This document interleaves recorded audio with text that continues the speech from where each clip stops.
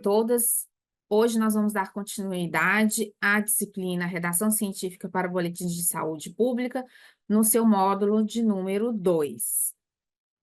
Lembro que este projeto, este curso, é uma parceria entre a PROEP, o Instituto Nacional de Saúde Pública de Cabo Verde, o Instituto Nacional de Saúde Pública da Guiné-Bissau e Ministérios da Saúde dos respectivos países, com o apoio da Vital Strategies e do CDC dos Estados Unidos, Atlanta. Neste módulo 2, nós vamos ver fundamentos para a construção de dois componentes muito importantes de um boletim, que é o componente da metodologia e dos resultados.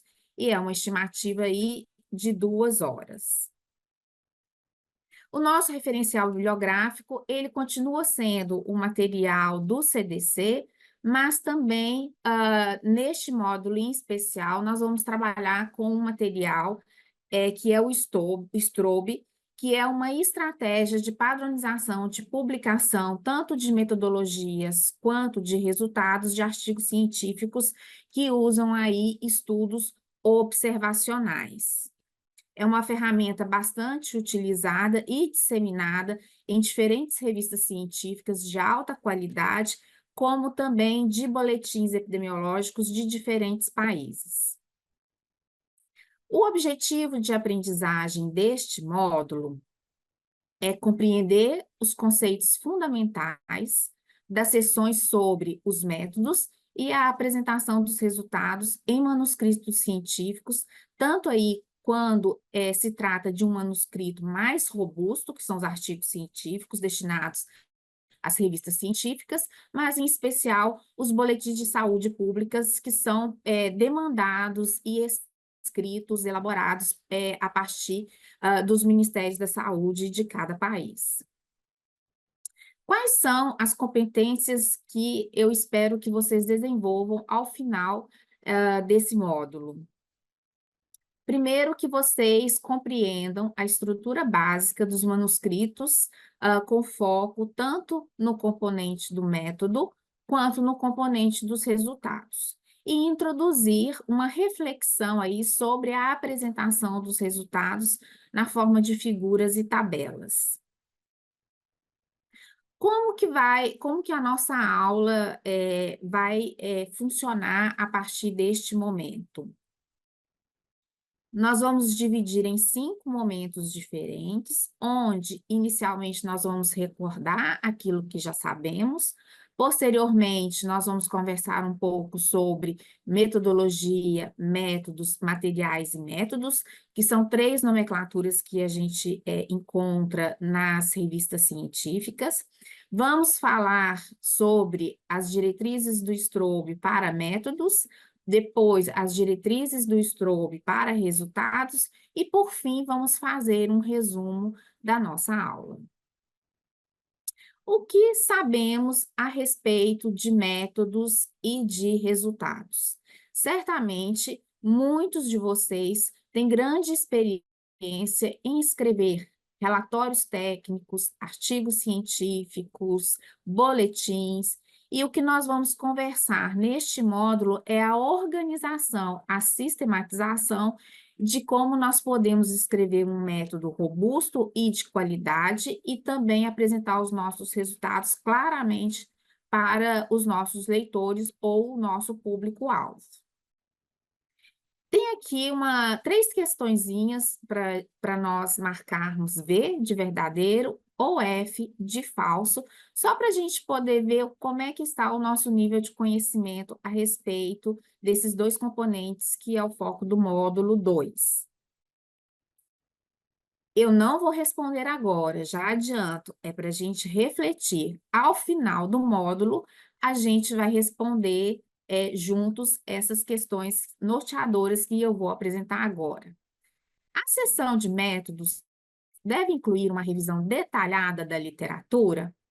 Eu aproveito para chamar a atenção do conteúdo que nós vimos no módulo 1, relacionado à introdução e à construção dos objetivos. A seção de resultados deve discutir o significado dos achados em relação aos estudos anteriores científicos? Esta é uma pergunta que eu quero ver a compreensão de vocês, porque ela também terá um link com o nosso módulo 3. A seção de métodos descreve o desenho do estudo, as técnicas para a análise dos dados utilizadas e demais procedimentos utilizados.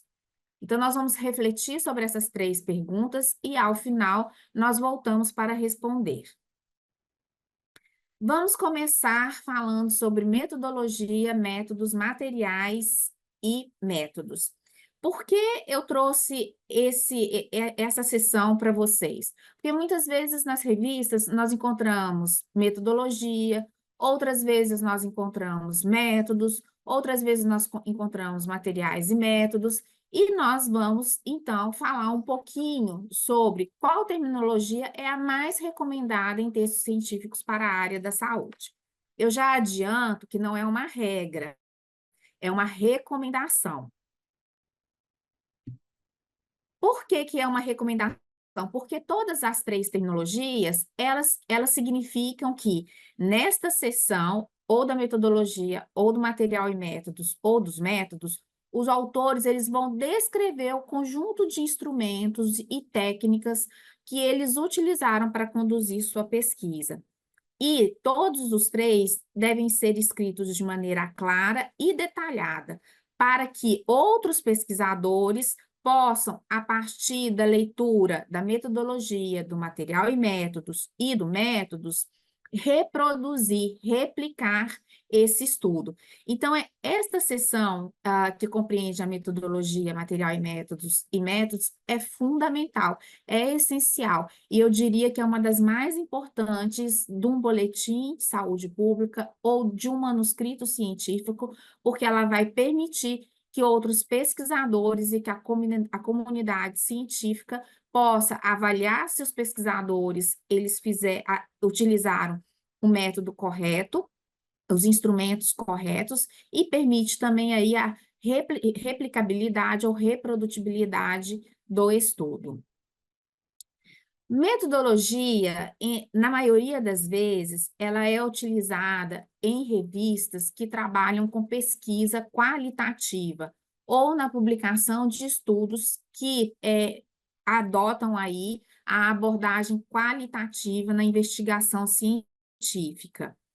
Metodologias são informações organizadas sobre o marco teórico que explica o porquê da escolha de determinados instrumentos metodológicos e como eles se encaixam na lógica da pesquisa.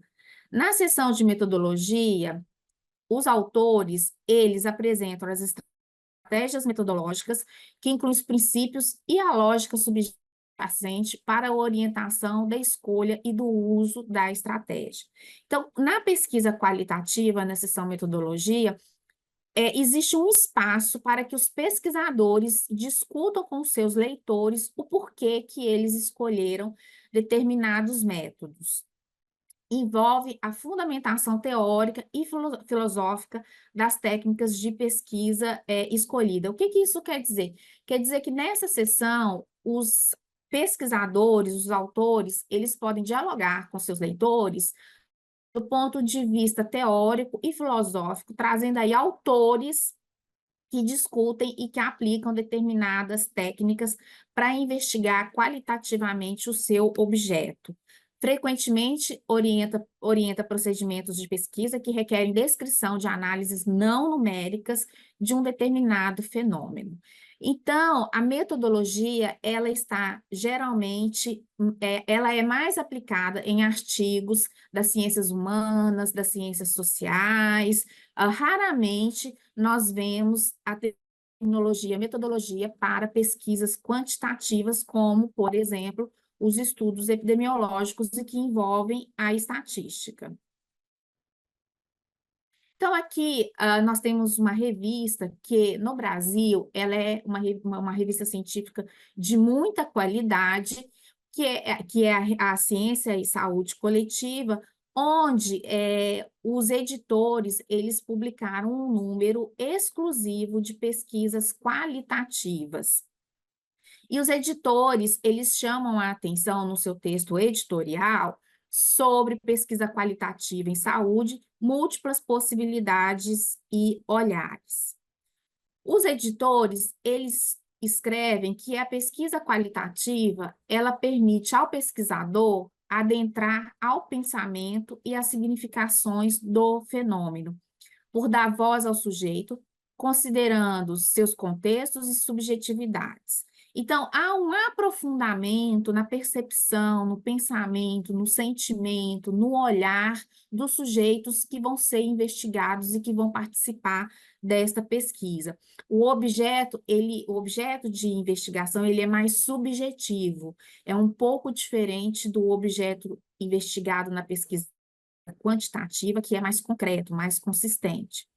Nesse processo investigativo, advêm novas justificativas para compreender e observar o objeto de estudo sob a ótica de diferentes crenças e tipologias de coleta de análise de dados. São estas assunções fundamentais que criam um debate do ponto de vista epistemológico, integrando a pesquisa em saúde e as ciências sociais. Então, aqui eu trouxe para vocês um exemplo de um artigo publicado na revista Pan-Africana, no Jornal Médico Pan-Africano, onde é um artigo recente, onde o título está traduzido, experiências e percepções dos profissionais de saúde em relação à qualidade do atendimento às pessoas vivendo com HIV na Tunísia, um estudo qualitativo.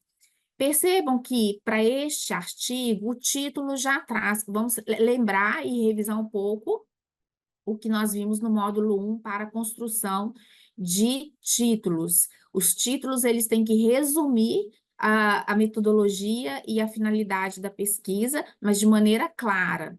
Experiências e percepções são expressões da pesquisa qualitativa e não da pesquisa quantitativa.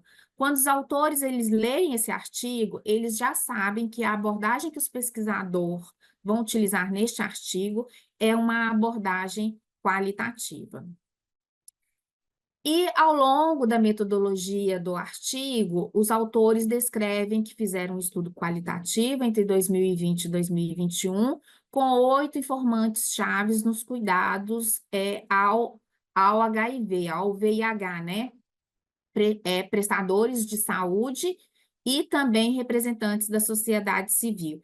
E o instrumento que eles utilizaram para análise dos dados é um software, o QDA Miner, que é um software exclusivo para dados qualitativos.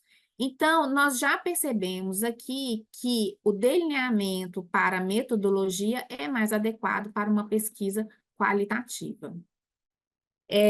Agora vamos falar da seção onde a terminologia, material e métodos pode ser mais adequada. As revistas que utilizam a terminologia material e métodos, geralmente elas utilizam para uma abordagem mista, uma abordagem qualitativa e uma abordagem quantitativa, pesquisadores que utilizam ambas as abordagens no mesmo estudo. É uma seção que detalha tanto os materiais utilizados quanto os métodos empregados na pesquisa. E inclui a descrição dos instrumentos, dos materiais e equipamentos usados, bem como dos procedimentos e técnicas específicos seguidos durante a pesquisa. Eu trouxe aqui para vocês um exemplo de uma revista que ela utiliza para a seção a terminologia material e métodos. Este texto, o título desse artigo foi traduzido pelo Google Tradutor, e a incidência e a mortalidade por câncer estão associados ao índice de desenvolvimento humano e aí as condições de saúde na África. Percebam que, para esta revista, os editores definiram material e métodos, mas quando nós vamos ler como os autores escreveram a sua parte metodológica, o seu componente metodológico, isso se aproxima muito mais à terminologia de métodos do que propriamente a terminologia de material e métodos. Material e métodos é muito utilizado para publicações científicas na área de ciências básicas, por exemplo, como vigilância laboratorial, diagnóstico, tratamento, onde os autores eles detalham tanto os materiais utilizados, quanto os equipamentos, quanto a técnica.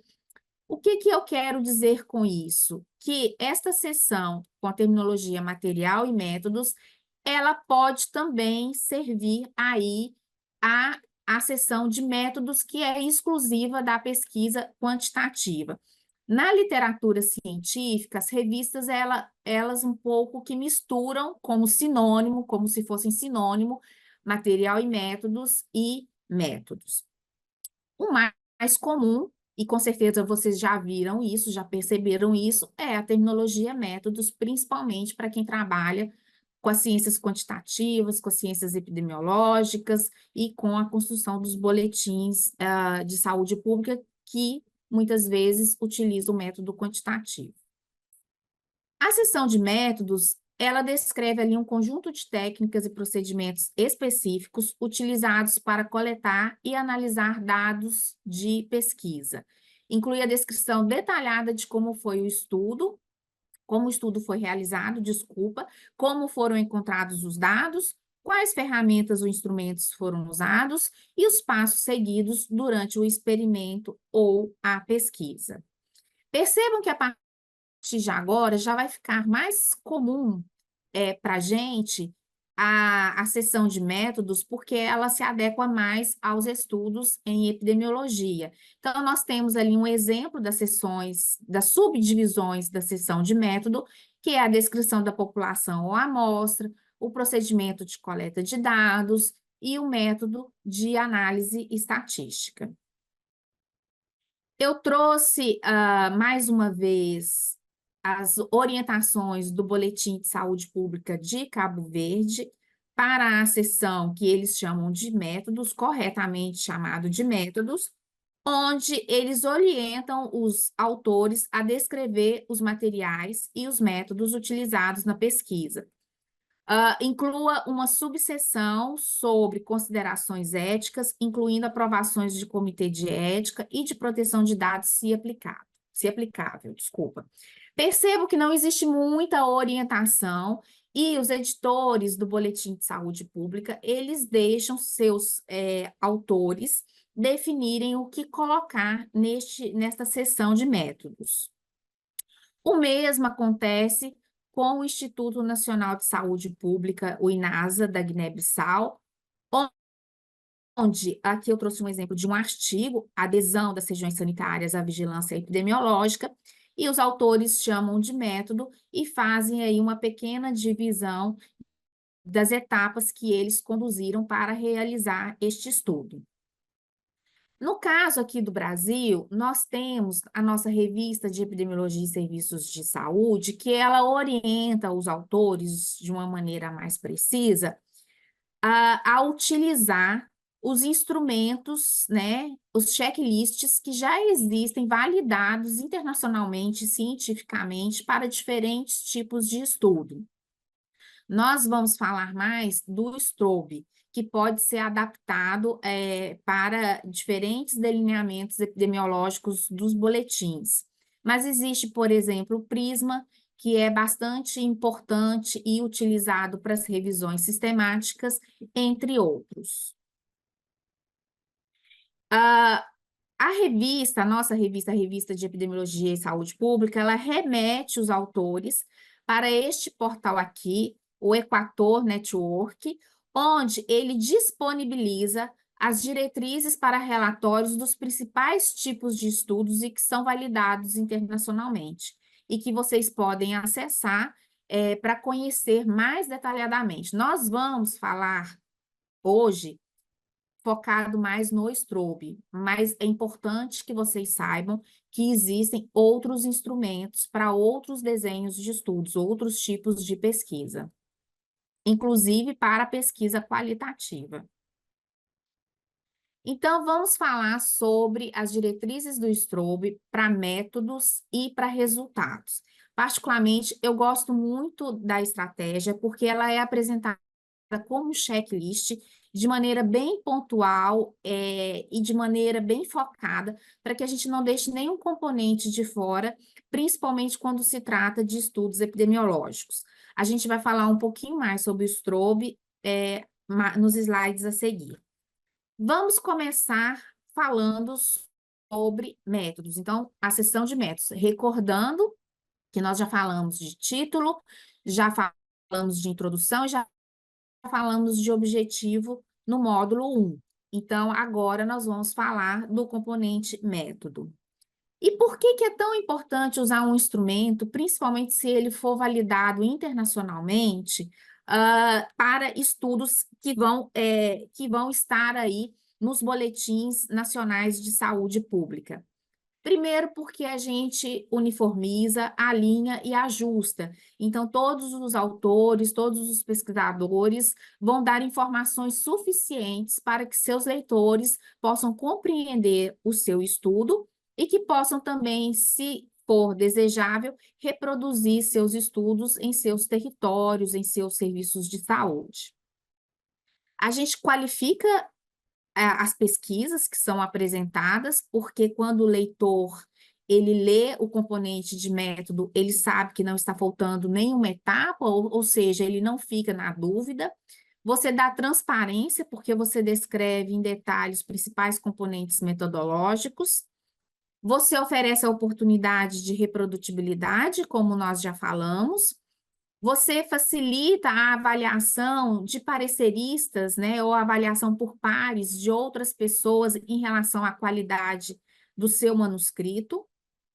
E você fornece aí informações científicas consolidadas que podem ser utilizadas para a tomada de decisão baseada em evidência. Então, Strobe nada mais é do que o fortalecimento da divulgação de estudos observacionais em epidemiologia. Mas existem alguns checklists do Strobe que podem ser adaptados para estudos experimentais também. Apesar de que é importante dizer que nós temos instrumentos específicos também para estudos experimentais. Então, as diretrizes Strobe, vocês já viram que Strobe é uma palavra que vem de uma expressão, né? E as diretrizes, elas foram elaboradas por meio de processos de colaboração, que incluiu pesquisadores que trabalham na área de epidemiologia, estatística e metodologia de pesquisa, além de editores de diversas revistas científicas. O Strobe, então, ele é uma construção interinstitucional, internacional, de especialistas de diversas áreas que definiram ali o que é essencial para estar num manuscrito, num artigo científico. Ele oferece um modelo que poderá ser seguido por autores de estudos observacionais e que objetiva contribuir para um relato mais adequado desses estudos e, consequentemente, facilitar a leitura crítica dessas publicações por parte de editores, revisores e leitores em geral. A grande maioria das revistas científicas com qualidade científicas mais alta, elas recomendam fortemente que seus autores sigam à risca as orientações, as diretrizes do Strobe. Então, o Strobe ele tem uma página onde ali você consegue ver quem são os especialistas que colaboraram, e você pode ali, a partir disso, definir se você está fazendo um estudo de caso-controle, ou um estudo de coorte, ou um estudo transversal, e escolher o checklist que está mais adequado para o seu tipo de estudo. E o Strobe, ele está alinhado aí ao PubMed. Então, ele inclui uma lista de verificação com aproximadamente 22 itens essenciais, ou seja, que deveriam ser obrigatórios, né, nos manuscritos, para a elaboração tanto de relatórios e artigos de estudos observacionais, estudos de coorte, estudos de caso-controle e estudos transversais. Muitos de vocês podem até não desenvolver estudos tão complexos como estudos de coorte e estudos de caso-controle, mas certamente muitos de vocês desenvolvem aí estudos de corte transversal, ou estudos transversais, ou estudos descritivos transversais, que é o método mais utilizado pelos serviços de saúde no mundo.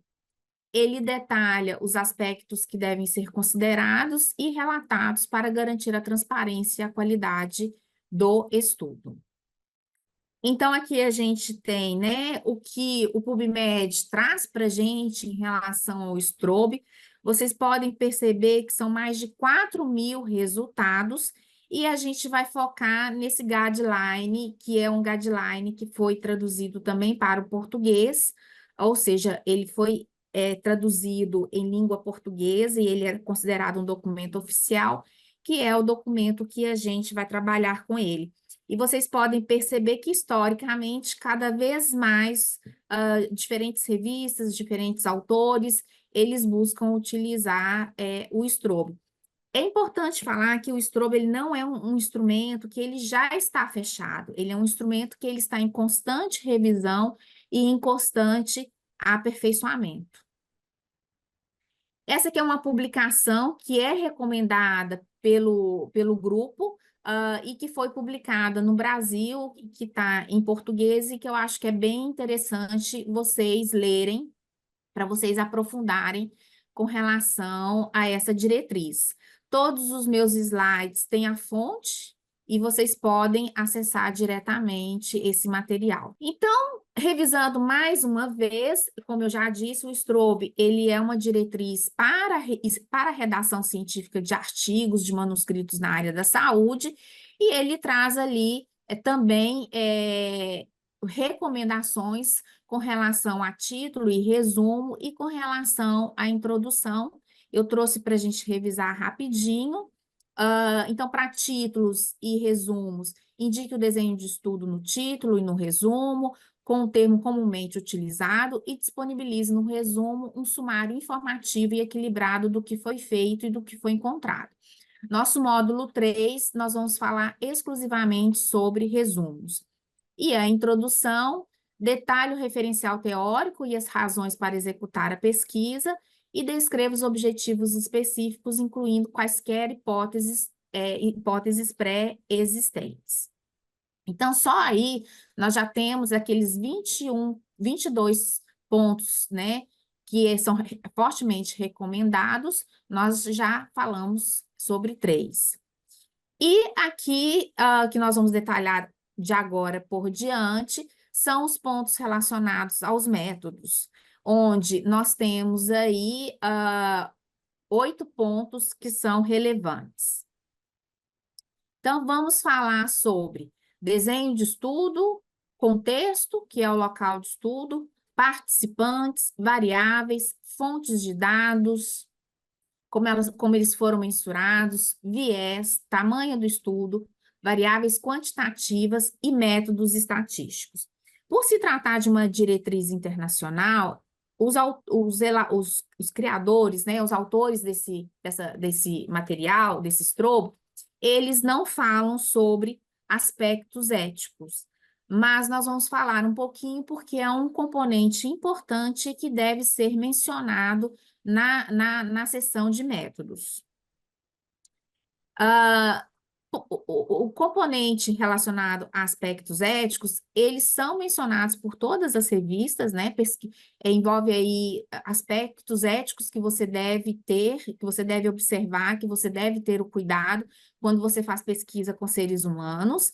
E eu trouxe aqui para vocês novamente, né? A revista Pan-África, onde nas instruções para os autores, eles chamam a atenção para verificação de plágio, que é muito importante, resolução de conflitos e reclamações dos autores, e eles trazem também políticas de ética em pesquisa, envolvendo seres humanos. Não é foco deste nosso módulo falar sobre ética em pesquisa com seres humanos, mas eu gostaria de trazer para vocês essa reflexão, de chamar a atenção, porque faz parte do componente de métodos, que existem diretrizes específicas, cada país tem a sua diretriz, mas existem diretrizes internacionais aí, que os pesquisadores, que os autores, eles devem observar quando eles conduzem estudos com seres humanos, quer seja estudos epidemiológicos, mas também estudos aí, por exemplo, no que se refere à pesquisa qualitativa. Uma das diretrizes que o jornal Pan-África chama a atenção é a diretriz da OMS, que são as diretrizes éticas internacionais para pesquisas relacionadas à saúde envolvendo seres humanos. Só para vocês terem uma ideia, essa diretriz, ela tem aproximadamente 200 páginas, mas existem materiais que fazem uma síntese dos pontos mais relevantes e que devem ser respeitados e observados. No Brasil, nós temos resoluções, portarias e legislações muito fortes, e também temos comitês de éticas que, antes da execução da pesquisa, os pesquisadores eles devem submeter a esses comitês para apreciação e para assegurar que os indivíduos que serão sujeitos da pesquisa, não vai haver aí nenhuma violação dos seus direitos humanos, né? E éticos. Então, a diretriz Strobe para métodos, nós temos checklist para estudos de coorte, estudos de caso-controle e estudos seccionais ou de inquéritos, e esses checklists eles podem ser também adaptados aí para estudos descritivos ou de investigação de surto. Um primeiro componente que é fundamental nos métodos é descrever o local de estudo ou o contexto. Esse local de estudo, ou este cenário, ou este contexto, ele envolve aí local e datas relevantes, incluindo períodos de recrutamento, exposição, acompanhamento e coleta dos dados. Aqui eu trouxe um exemplo para vocês entenderem o que é esse componente de contexto nos métodos. Ele é o primeiro que aparece, que deve ser descrito. Então, ó, os sujeitos da pesquisa foram X casos da doença X, apresentando-se consecutivamente no Hospital A entre 2020 e 2021. O Hospital A é o centro de referência de toda a região A, embora também sirva as regiões contíguas B e C. Então, aqui eu descrevi períodos, eu descrevi o local e eu descrevi os participantes do estudo, que são pessoas que adoeceram pela doença X. Então, essa é uma descrição de contexto. Ela deve ser breve, mas deve ser suficientemente clara para que os leitores eles entendam sobre onde você está falando, quando você está falando e sobre quem você está falando. Depois vem a seção relacionada aos participantes, e isso muda de acordo com o tipo de estudo que você vai desenvolver. Nós vamos desenvolver predominantemente estudos descritivos ou de investigação de surto, mas podemos também desenvolver aí estudos de coorte e estudos de caso-controle, que são estudos epidemiológicos complexos, analíticos, e nós podemos também desenvolver estudos seccionais que transitam ali entre um componente analítico e um componente puramente descritivo. E nos participantes, nessa seção dos participantes, a gente vai apresentar a definição de caso utilizada no estudo. E isso também vai mudar um pouco se nós estivermos falando de estudos de coorte e estudos de caso-controle em especial. Eu vou abordar novamente essa diferença nos próximos slides. Não esquecer que, independente do tipo de estudo, você tem que dizer sobre os critérios de elegibilidade, ou seja, critérios que permitiram você incluir os indivíduos no seu estudo e critérios que excluem os indivíduos do seu estudo, as fontes e os métodos de seleção dos participantes. Lembrar que aqui eu posso estar trabalhando com dados primários, onde eu entrevisto os indivíduos, ou com dados secundários, que é um banco de dados do meu país, da minha região, da minha localidade. Fornecer números de participantes em cada estágio do estudo. E assim, os estudos eles vão trazer, além do critério de elegibilidade, que é o de inclusão e de exclusão, e as fontes, eles vão trazer algumas diferenças entre eles. Não é o objetivo a gente falar sobre cada um desses tipos de estudos, mas o desenho de estudo, ele vem no método, E lembrando que estudos de coorte são estudos que avaliam a exposição em direção ao desfecho. Ou seja, será que fumar causa câncer? Então, nos estudos de coorte, eu preciso dizer o método de seleção dos participantes.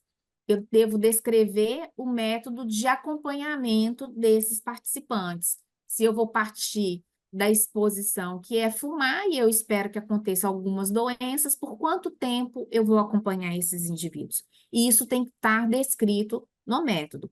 Já os estudos de caso controle, lembrando que eles são estudos que partem da doença. Então, eu vou ter indivíduos que apresentam diarreia e vou comparar com indivíduos que não têm diarreia. Então, eu preciso deixar bem claro, quando se trata de estudos de caso controle, qual foi o critério diagnóstico para identificação dos casos e para a seleção dos controles. Eu devo descrever a justificativa para a eleição dos casos e principalmente aí dos controles, porque os controles não podem ter a doença. Então, eu vou usar um método molecular para excluir doença nos controles. Isso são reflexões e essa descrição detalhada nos estudos de caso controle deve ser apresentado no momento que você vai falar dos participantes. E os estudos seccionais, ou estudos transversais, ou estudos de corte seccional, que são sinônimos, eles devem apresentar aí os critérios de inclusão e exclusão, além das fontes, e também aquele que você escolheu para selecionar os participantes. Então, vai participar do meu estudo pacientes com tuberculose, cujo diagnóstico confirmatório foi tal, cujo diagnóstico de exclusão foi tal. Então, isso deve vir detalhado.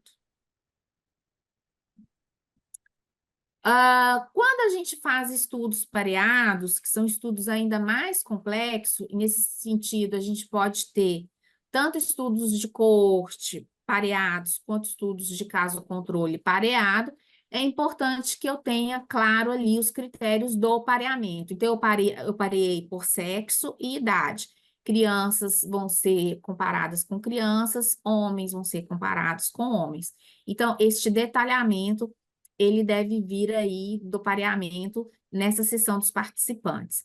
Percebam que até agora a gente falou sobre contexto, que é local, quando e onde foi feito o meu estudo, e agora nós falamos sobre os participantes do meu estudo, porque estas características definiram esses indivíduos como participantes do meu estudo, e estas características definiram os meus indivíduos como excluídos do meu estudo. Para o leitor, estas informações são fundamentais para eles terem clareza com relação à sua população de estudo. As variáveis. Quais foram as variáveis que eu estudei nesta população que entrou no meu estudo? Então, eu tenho que detalhar as variáveis, incluindo aí exposições, intervenções, resultados e variáveis e explicar como cada uma das minhas variáveis, elas foram mensuradas, elas foram medidas. Então, se eu estou trabalhando com um grupo de pessoas hipertensas, qual foi o meu critério para avaliar pressão sistólica, pressão diastólica e definir o que é pessoas normotensas, hipertensas, hipotensas? Você vai ter que descrever neste componente das variáveis todas as variáveis que você estudou e como você mensurou, mediu, avaliou essas variáveis. Eu gosto muito de separar as variáveis em variáveis demográficas e socioeconômicas primeiro, e depois eu separo as variáveis em variáveis clínicas, variáveis laboratoriais, variáveis epidemiológicas. Ou seja, aquelas variáveis que são específicas da exposição, né? Como a frequência, a duração, a temporalidade, mas sempre nessas 5 categorias de variáveis, eu diria. Variável demográfica e socioeconômica, variável clínica, variável laboratorial, variável epidemiológica, e nós poderíamos colocar aí também, se for interessante, as variáveis de desfecho, que poderia estar junto da categoria variável clínica ou separada. Fontes de dados. As fontes de dados é fundamental você dizer se os seus dados eles são dados primários ou se eles são dados secundários. Os dados primários é aquele que o pesquisador ele coleta e os dados secundários é aquele que já foi coletado e que possivelmente faz parte de um banco de dados. Então, descrever as fontes de dados e os métodos de coleta de dados, incluindo como foram validados e comparados. Se são dados primários ou dados secundários, é um sistema de informação nacional, é um sistema de informação local. Eu utilizei um instrumento de entrevista, e que instrumento foi esse? Se é um instrumento validado internacionalmente ou um instrumento de entrevista que eu criei. Explicar se o questionário foi adaptado de um instrumento existente e se ele foi testado e calibrado em campo, ou seja, você fez um piloto antes de ir aplicar em 100 pessoas, 200 pessoas. Os testes laboratoriais relevantes devem ser brevemente descritos. E se as medidas foram validadas, incluindo estudos anteriores realizados que demonstraram resultados consistentes. Forneça brevemente as medidas de sua reprodutibilidade e de sua validade. O Strobe, ele traz que os vieses, os erros, devem ser apresentados na parte metodológica. É muito comum nas revistas científicas os autores falarem dos vieses também na discussão dos seus resultados, onde eles apresentam ali as limitações do seu estudo. Então, essa parte dos vieses, eu pessoalmente vejo tanto na parte de métodos, mas também muito frequentemente na parte de discussão. O que é importante com relação à apresentação dos vieses? É que os autores, eles descrevam aí os possíveis erros aleatórios e o esforço que eles fizeram para minimizar esses potenciais vieses. Eu costumo dizer que todo estudo, ele tem viés, e faz parte você reconhecer e você fazer um esforço para que esses vieses não interfiram nos seus resultados finais. Então, é calcular um bom tamanho de amostra, é fazer uma amostragem adequada, e vocês vão ver isso com detalhes na estatística, é usar um método de geoprocessamento bastante adequado para fazer uma análise espacial, que vocês também vão ver no módulo do geoprocessamento. Então, os vieses, eles podem ocorrer, e a responsabilidade, e muitas vezes são inevitáveis, porque eles são aleatórios. Então, é responsabilidade do pesquisador se esforçar e trazer ações aí que minimizem esses potenciais vieses. Então, avaliar a sensibilidade dos resultados do estudo a possíveis fatores de confusão e a vieses de memória, mensuração, informação, que são diferentes tipos de vieses que a gente pode encontrar nos estudos.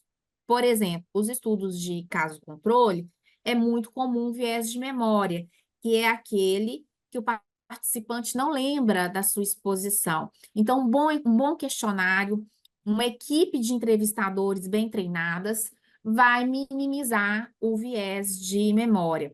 Mensuração. Então, você vai fazer um estudo relacionado à pressão arterial e você ter aí um equipamento aferido para poder mensurar a pressão arterial correta dos pacientes, das pessoas, vai diminuir aí o viés de mensuração, que tem muita relação, por exemplo, com uma balança descalibrada. Então, você tem um equipamento calibrado para você aferir da maneira correta. E o viés de informação é você ter uma equipe bem treinada para que todos os entrevistadores eles apliquem de maneira uniformizada o mesmo instrumento de coleta de dados, ou seja, o mesmo questionário, o mesmo instrumento de entrevista. Então, são estratégias que os autores, eles relatam na parte do métodos que eles reconhecem que isso pode ter acontecido, mas que eles adotaram determinadas ações para minimizar este problema. O tamanho da amostra, na estatística vocês vão ver isso muito bem, explica aí o tamanho da amostra que foi utilizada no meu estudo. Será que foi uma amostra pequena? Será que foi uma amostra grande? Eu posso também, no tamanho da amostra, colocar a população, né? Em vez de trabalhar com uma amostra, se eu tenho uma população pequena, eu posso descrever aí o tamanho da população. O que que é importante no tamanho da amostra? É você explicar qual foi a técnica estatística e os parâmetros estatísticos que você utilizou para fazer o cálculo da sua amostra e definir o tipo de amostragem que você vai utilizar no seu estudo. Então, descrever o papel do acaso, como o papel do acaso foi avaliado, utilizando preferencialmente aí valores de intervalo de confiança ou valor de P dos testes estatísticos. Descrever se a amostra foi de conveniência ou aleatória, amostras simples, sistemáticas, estratificadas, por conglomerado, por desenho amostral complexo. Percebam como o módulo de redação científica, onde nós falamos de método, ele possui aí uma ligação muito estreita, muito próxima, muito íntima com o conteúdo da estatística, do geoprocessamento e do EPINFO.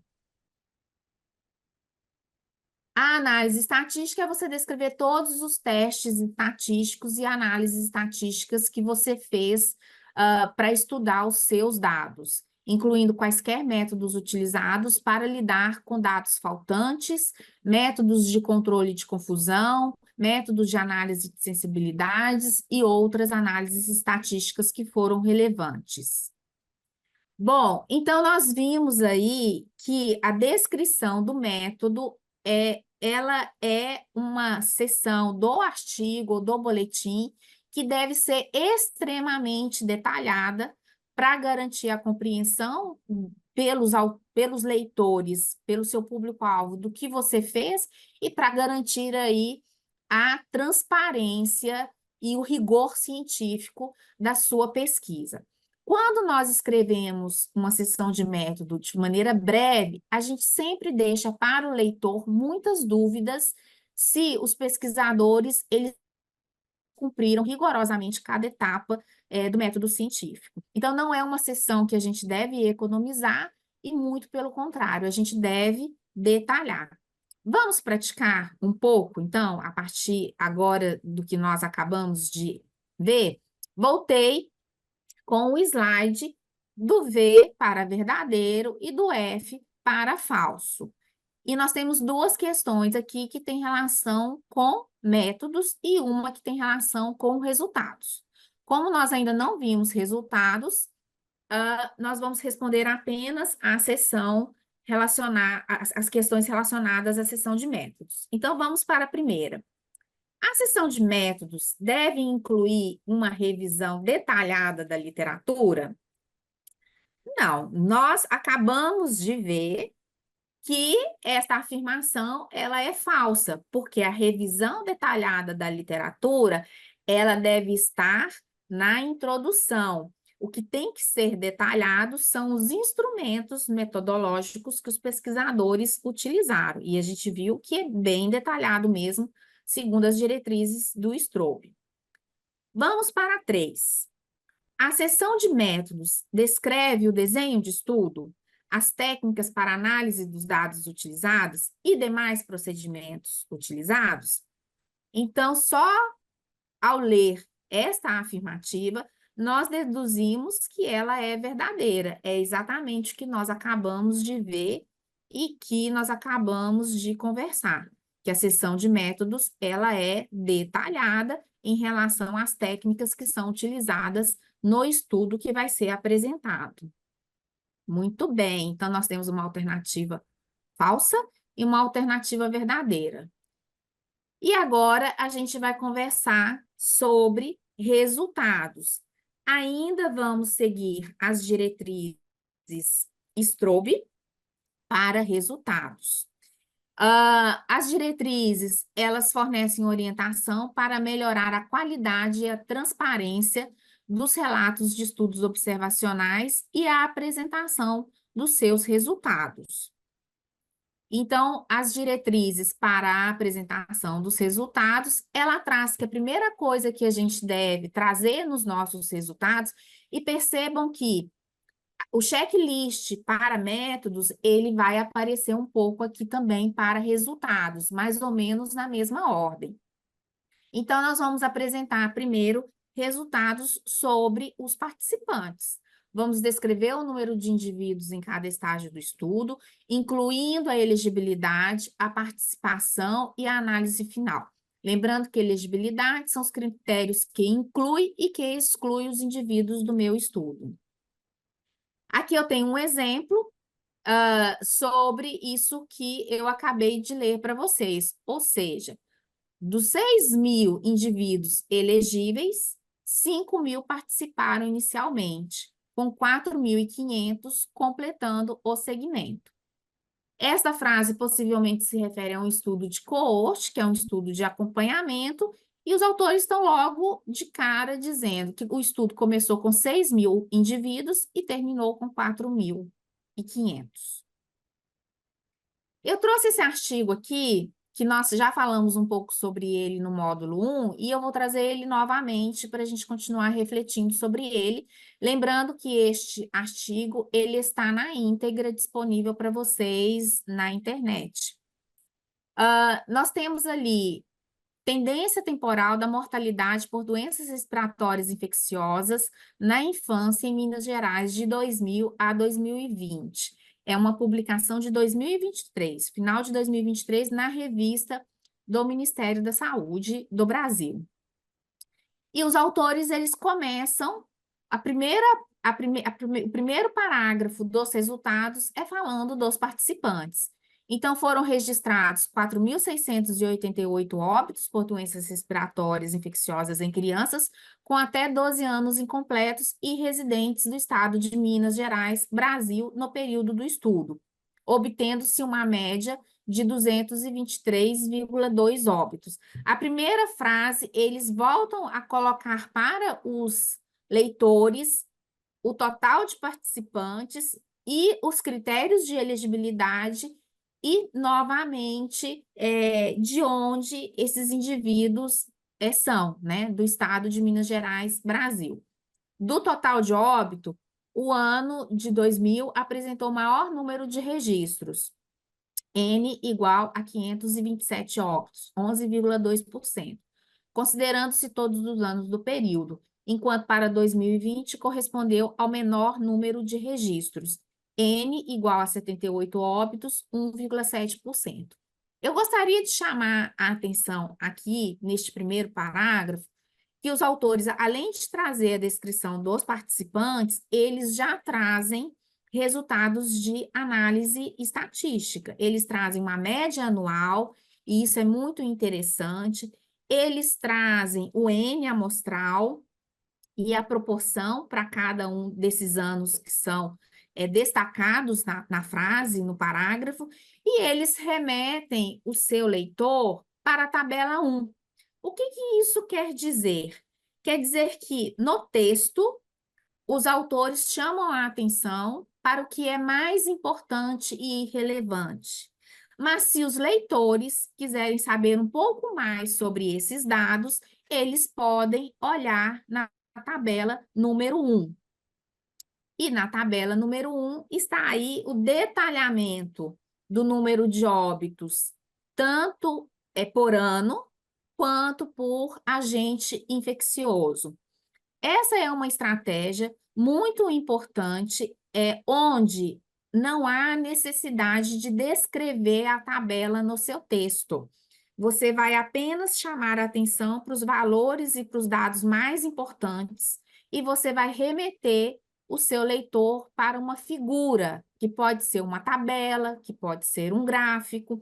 Então, a seção de resultados, ela é uma mistura de texto com figuras, Mas lembrando que não há necessidade de descrever a figura. Você tem que optar. Ou você vai apresentar em texto, ou você vai apresentar em figuras. Já pensou se os autores resolvessem descrever toda essa tabela no texto? Isso ia ficar cansativo para eles e iria ficar cansativo principalmente para quem lê o manuscrito, para quem lê o artigo, para quem lê o boletim. Porque se já tem uma figura, eu não preciso detalhar no texto. Então, são orientações da diretriz Strobe fornecer características descritivas, detalhadas do participante do estudo. Essa descrição, ela pode vir em gráficos, em tabelas ou no texto. Vocês podem escolher. Aqui há um exemplo de um texto onde tem essa característica detalhada, né? A incidência de doença cardiovascular durante o período de acompanhamento do estudo foi de 150 novos casos, 10,7%, com intervalo de confiança de 95%, variando de 9,1 a 12,4, sendo 63% homens com média de idade de 62 anos. A taxa de mortalidade específica foi de 10%, N igual a 15.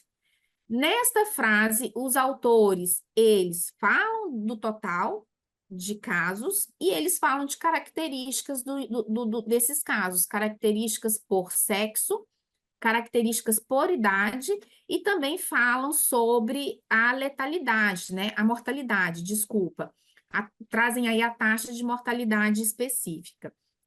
É fundamental que vocês sejam sucintos ao escrever os resultados de vocês, para que sejam sucintos, mas suficientemente claros para que os leitores se interessem em ler todo o artigo e não se sintam cansados ou perdidos ao ler os seus resultados.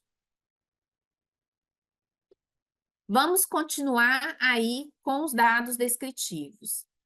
Eu trouxe um outro exemplo para vocês. Entre janeiro de 2022 e dezembro de 2023, um total de 1.500 indivíduos foram recrutados para o estudo. Após a exclusão de 100 participantes devido aos critérios pré-definidos, critério esses que estão aonde? Na metodologia. 1.400 indivíduos foram incluídos no estudo. Deste total, 60% eram do sexo feminino, com idade média de 45 anos, desvio padrão de 12, mais ou menos 12. A maioria, 75%, residia em região rural. Então, percebam que eu estou falando dos participantes e, ao mesmo tempo, eu estou dando características tanto por sexo, quanto por idade, quanto por local de região. Eu não precisei escrever 3 parágrafos para poder dar informações suficientes para os meus leitores entender. A objetividade, ela também é muito importante. Continuando com o texto, com o artigo que a gente está trabalhando, da tendência temporal da mortalidade por doenças respiratórias infecciosas na infância, os autores continuam descrevendo a sua população para os seus leitores.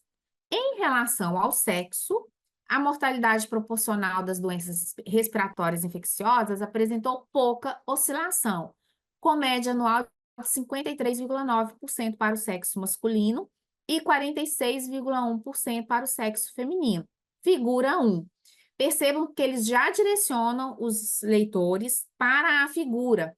Se a visualização do que está sendo escrito tiver um pouco difícil, a figura ela complementa essa visualização. Quando eles falam assim, apresentou pouca oscilação, daqui a pouco a gente vai ver a figura 1, onde essa oscilação é observada no gráfico.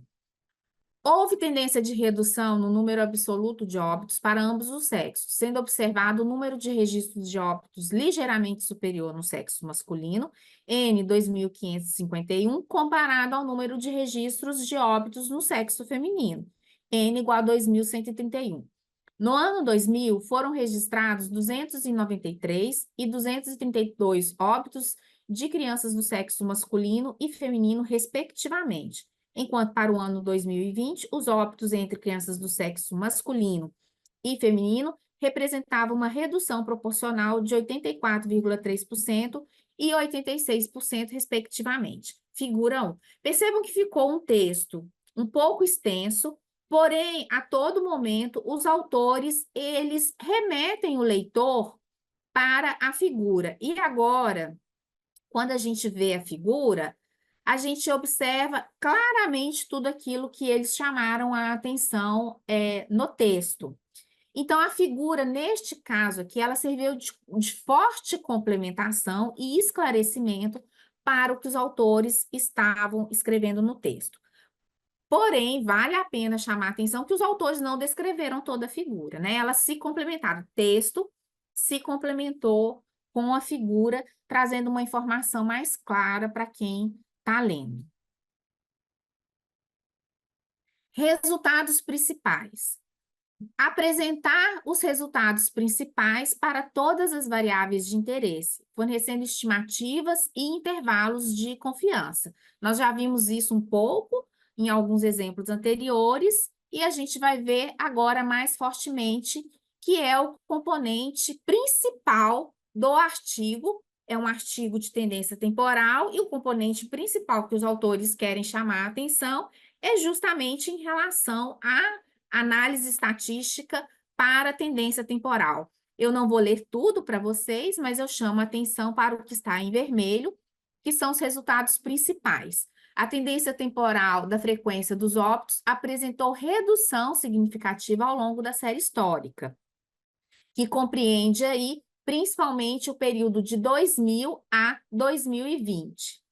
A tendência dos óbitos por infecções virais apresentou um incremento, e eles trazem aí o intervalo de confiança e a análise da variação dos dados feito pelo desenho de estudo, pelo modelo, né, pela modelagem estatística de tendência temporal, no período de 2000 a 2020.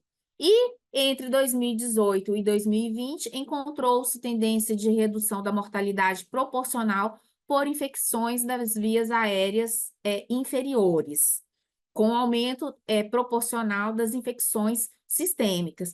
E eles fecham esse parágrafo com bastante informação estatística da modelagem de tendência temporal, com a tabela 3.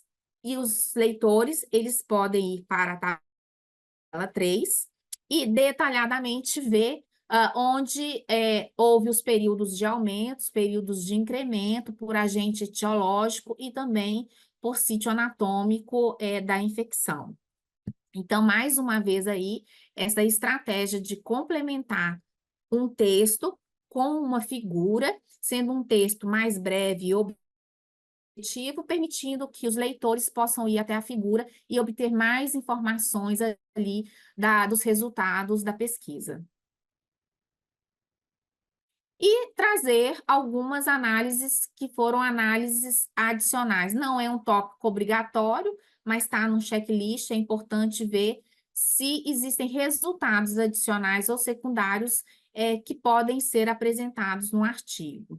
Então, aqui eu trouxe um exemplo para vocês de uma análise por subgrupo, né? Pelo subgrupo por sexo e pelo subgrupo por idade.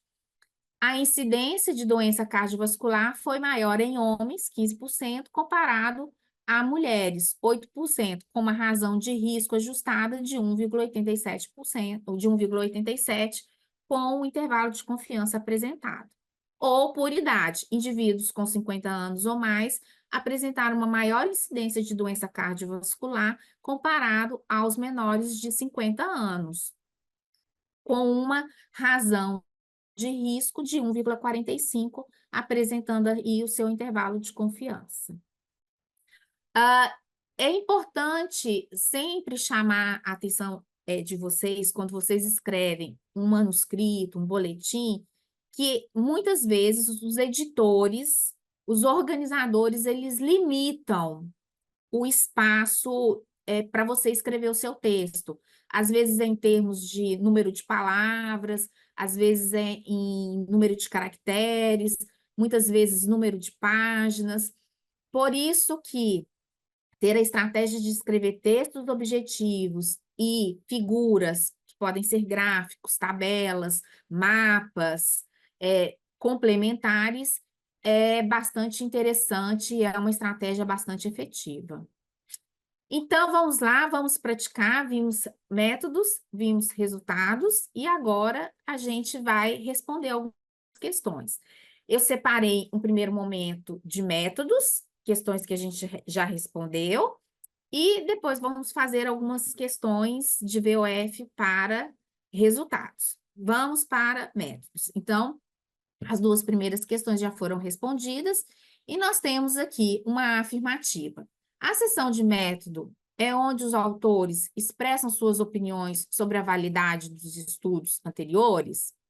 E aí, nós vimos exatamente o contrário, que na seção de métodos, os autores eles descrevem as suas ferramentas, os seus instrumentos metodológicos de maneira bem detalhada.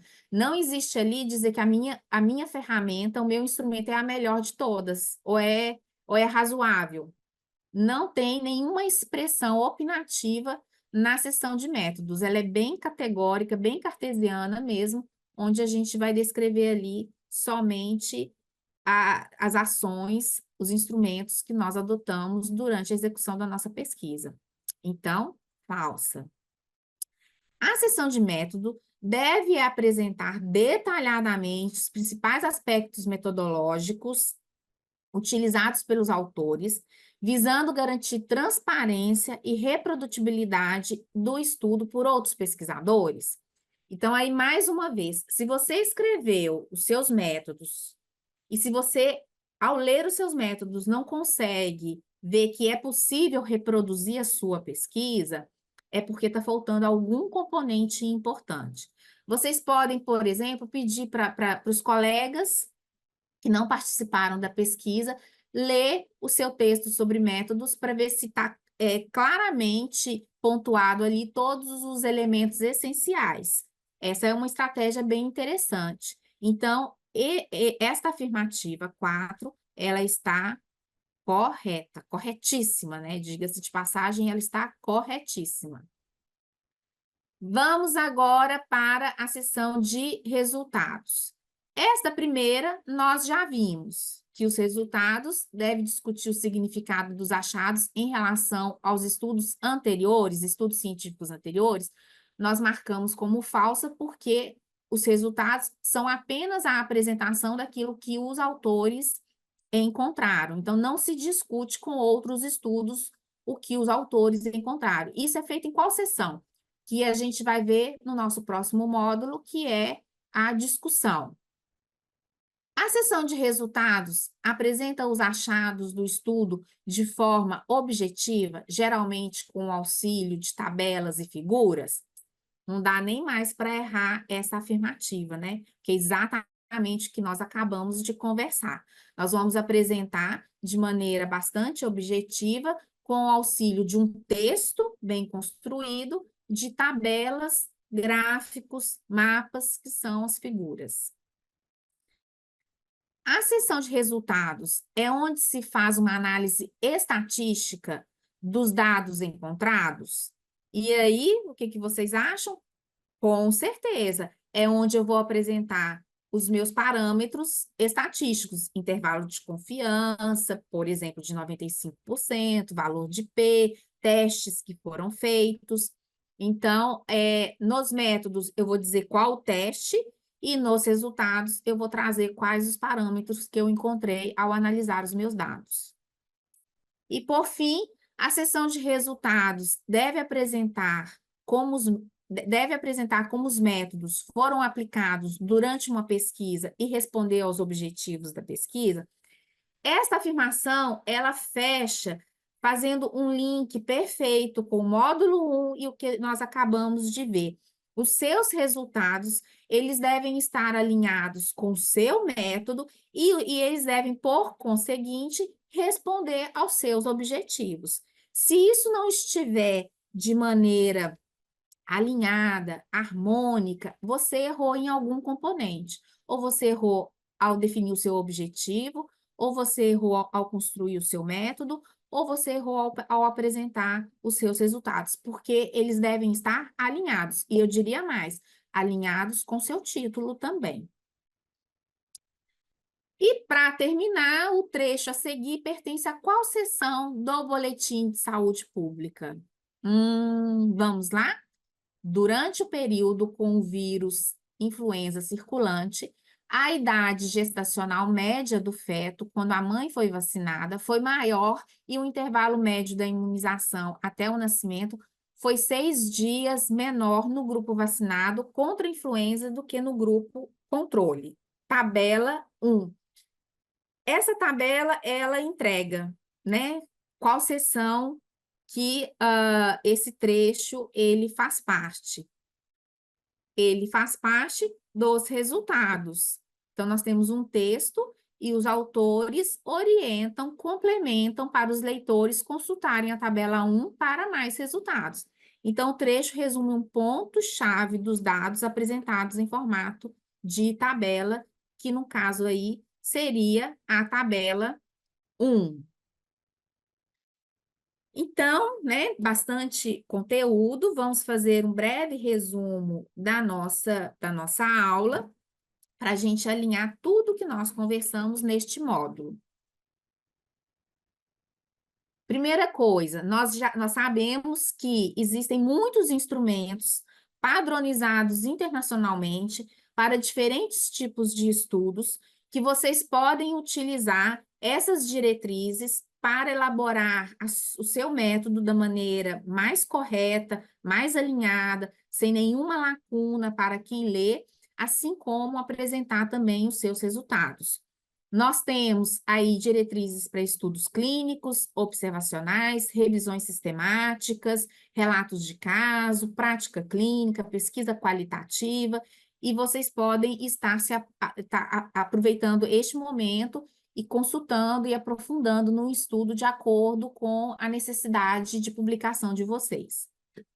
Mas nós focamos mais no Strobe, que é um instrumento, um checklist para estudos observacionais, para estudos epidemiológicos, e que ele pode também ser adaptado aí para estudos descritivos e estudos transversais, que são os estudos que a gente mais realiza nos serviços de saúde de um modo geral. Então, lembrem-se de consultar cada uma dessas diretrizes, o próprio Strobe está aí, e ver, existem mais de 600 relatórios, né? Mas esses aí são os principais e são os mais recomendados. Lembrando que existe uma publicação em português sobre o Strobe, que o Strobe traz 22 itens que nós devemos fazer o checklist. Estes itens vão desde o título e do resumo, passando pela introdução. Depois, nós temos os itens que nós devemos fazer o checklist da seção de métodos. Nós vimos desenho de estudo, contexto, participantes, variáveis, fontes de dados e mensuração, viés, tamanho do estudo ou tamanho amostral, variáveis quantitativas e os métodos estatísticos. Ainda dentro do métodos, lembrar que nós temos os aspectos éticos com pesquisas que envolvem seres humanos. E nós temos para os resultados aí a apresentação dos participantes, dos dados descritivos, dos desfechos, dos resultados principais e outras análises que possam ser interessantes de serem apresentadas no seu manuscrito, como a análise de subgrupo, por exemplo.